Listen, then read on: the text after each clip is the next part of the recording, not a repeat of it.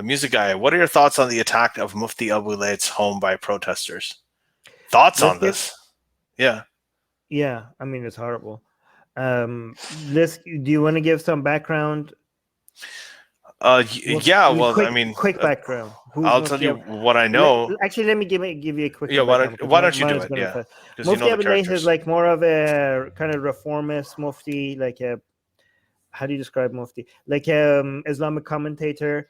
So reformist that he's reforming himself out of Islam. I think he's reformed himself out of Islam a while back, but he is. Um, he comments a lot. He has a lot of commentary on things that a lot of Muslims, especially Salafi Muslims, have an issue with. That they think the views he has is completely un-Islamic. But the crap, like, actually, I don't know how to say it without YouTube getting triggered. Okay, so basically the last thing he recently said was a red line for a lot of people. And as soon as he said it, I knew the reaction was going to be like, I told Susanna, like, oof, this thing that he said, I know that this is going to be, there's going to be a reaction more than what you just have seen to what he said before to Mufti Abu Layth. Like, this is, like, I know Mufti Abu Layth had said things that actually challenges Islam as a whole, even though he doesn't admit that, but challenges the way that God is seen in Islam, the way that Muhammad is seen in Islam, the way that Hadith is seen in Islam. But what he said, which shows you where the priorities of Muslims are, he said that maybe like Muslim Palestinians should just leave the whole area, and that this is a lost battle. And that was so triggering, like that to me. I think to many Muslims, that was more blasphemous than even questioning the prophethood of Muhammad. To me, that, I know they don't admit it, but this unites Muslims more than many other things, right? And this is what got a lot of Muslims to show up at his house and attack him, what in the house where his two daughters are, right? And that is really scary, and there's videos of this. And there are people who are actually responsible for inciting this. I don't know how much Mohammed Hijab is responsible in this, but he's been um, he's been implicated.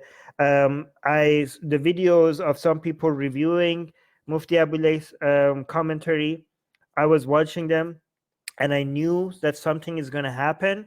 And I also knew that these people would take the video down once this happens.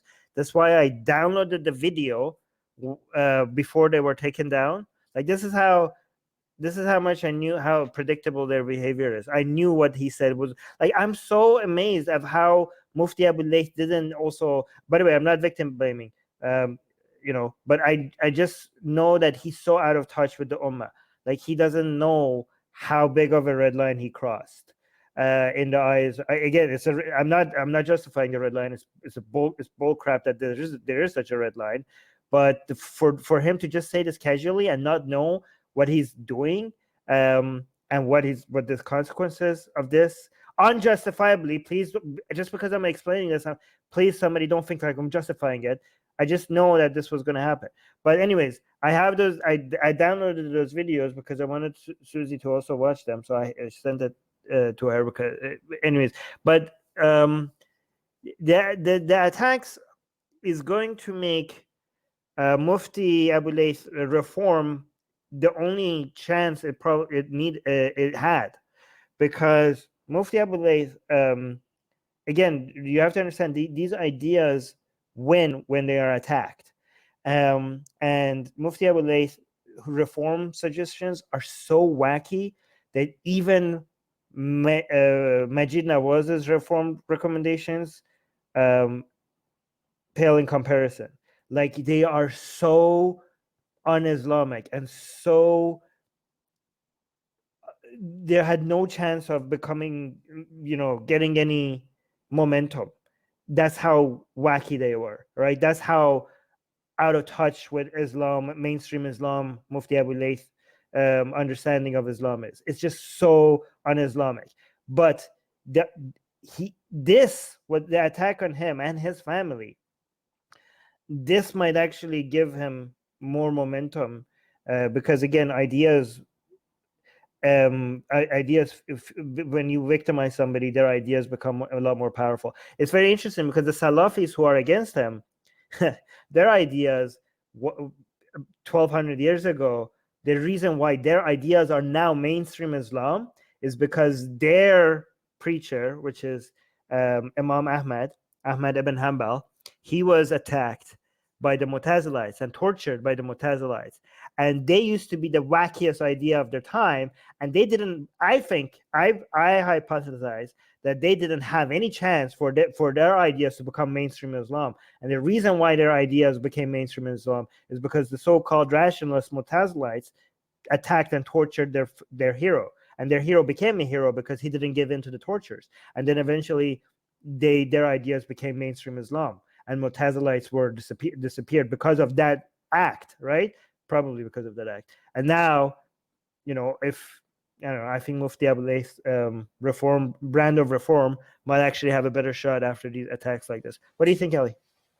No, I agree with everything you're saying. I agree with everything you're saying. So, I just wanted, like, one thing I just want to reiterate about that is that the defense of these things isn't that, well, I didn't say this or I didn't say that. I mean, I understand why you have to clear the air. The defense is that, you shouldn't attack my family. This is one of our worst nightmares. This is not something. It actually took me by surprise because I just didn't think that things like this happen as often anymore. But it is absolutely terrifying, and what he went through. And I know, Ali, you disagree with this, but I really question Mufti Abu Layth's defense on this, because when he came in, he should have just focused on the fact that he was attacked and his family was attacked. But then he started saying, I know you disagree with this, but I'm just going to say it. Mm-hmm. He kept on saying, like, I am against Israel. I am for the Palestinians. I am not a kafir. I think that he shouldn't have said that, because he made it seem like if he was a kafir, let me finish. If he was for Israel and against the Palestinian movement, then these attacks would be justified. Like, yeah, I think like his framing of them was not like, these attacks are not justified. It doesn't matter if you're right or wrong. Like, he kept on saying, like, I am a Muslim, I'm not a kafir. Like, what do you mean? Like, so if you were a kafir, these attacks are justified? If you were pro-Israel, these attacks were justified? Stop defending yourself like that. They attacked they attacked your house where your children sleep.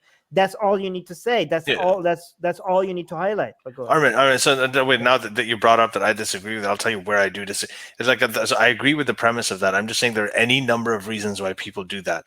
Salman Rushdie, when he was given that fatwa and he had to go into hiding, he came out also and he said, I apologize to this. I shouldn't have done it. I offended the sensibilities. He even said that he accepted Islam again, right? I mean, he did. When people are in those situations and when the lives of your daughters are threatened in that way, right, and they're put in danger, people react in all kinds of different ways, especially in the immediate aftermath. They do, and it's just it's just, in principle, yes, you're correct, but it's just harsh for me to put any kind of call on that, just considering what he went through. So, but yeah, I think we both said our point of view here. Hey guys, if you want to join these streams live, get your comments and questions read by Ali and Armin and the guests, and most importantly, to get full access to the full video versions of all these episodes, become a patron.